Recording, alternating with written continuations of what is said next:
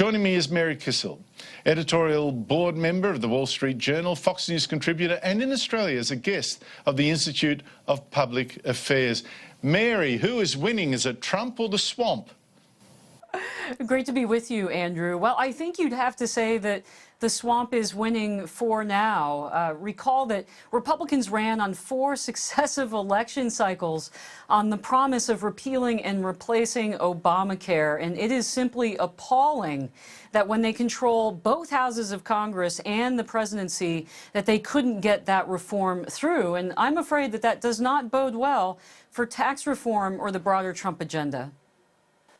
Well, let's get to the issue that's grabbed most of the media here, because obviously tax reform and Obamacare are more domestic issues. But in Australia, I mean, we have been inundated with the coverage about that has dominated most of the past year about claims and rumours and leaks that Donald Trump actually colluded with Russia to steal the election from Hillary Clinton.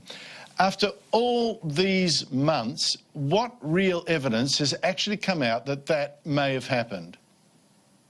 You know, I have to say, I'm really shocked at the poor quality of the reporting on U.S. politics, at least what I've observed so far being down here.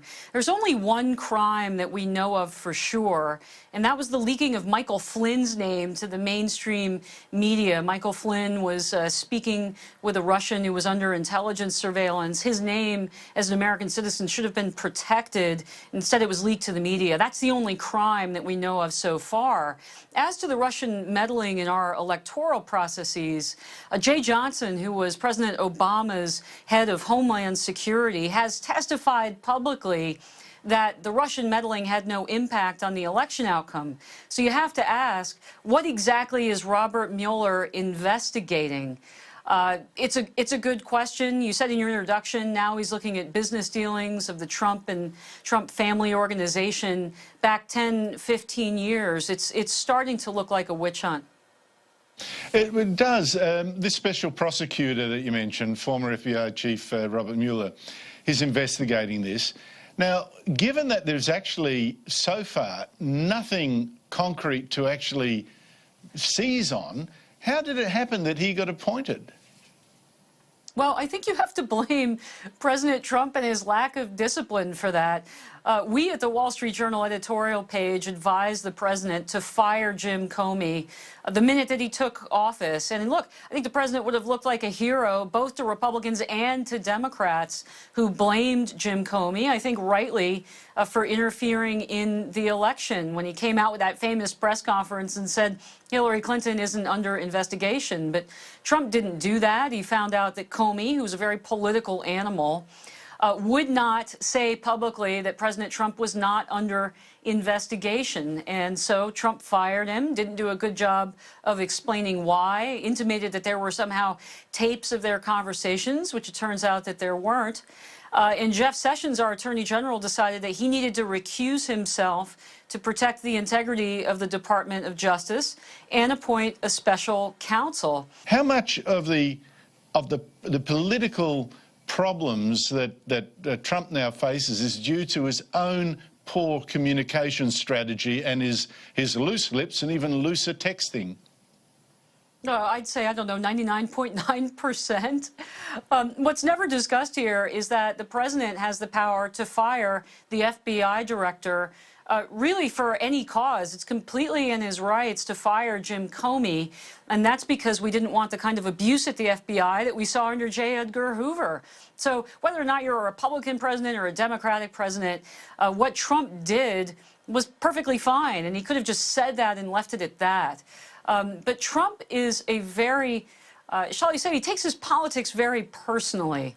And so when Comey refused to say publicly, just state the fact that Trump wasn't under investigation, Trump took that very personally.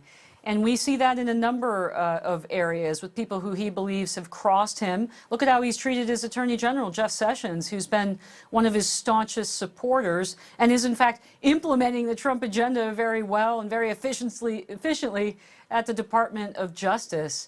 So I think you could say that a lot of Trump's problems come down to a lack of discipline. But, you know what, Andrew, I don't think that's going to change. He's in his 70s, and he's run his own business for decades and decades. He's used to people doing what he says, and Washington is a different animal. He said himself that this job is much more difficult than he anticipated, and it's turning out to be that way. That's bad omens, and even worse, of course, is that meanwhile, there seems to be an active campaign within, and it's hard to know exactly where it is, the State Department perhaps, or maybe the Justice Department, to deliberately undermine Donald Trump. I thought it's absolutely extraordinary that his personal conversations with the President of Mexico and with our own Prime Minister, the entire transcripts of both get leaked. I mean, that's just unprecedented. And you referred also to the leaking against his former National Security Advisor, Michael Flynn, who then was fired, obviously, after that. This is an unbelievable campaign of sabotage that I haven't seen before. Well, recall that President Obama widened the circle of people who could view the kinds of intelligence reports of the type that outed Michael Flynn. We also know that the Obama administration engaged in rampant so-called unmasking, meaning requesting the identities of American citizens who were incidentally surveilled.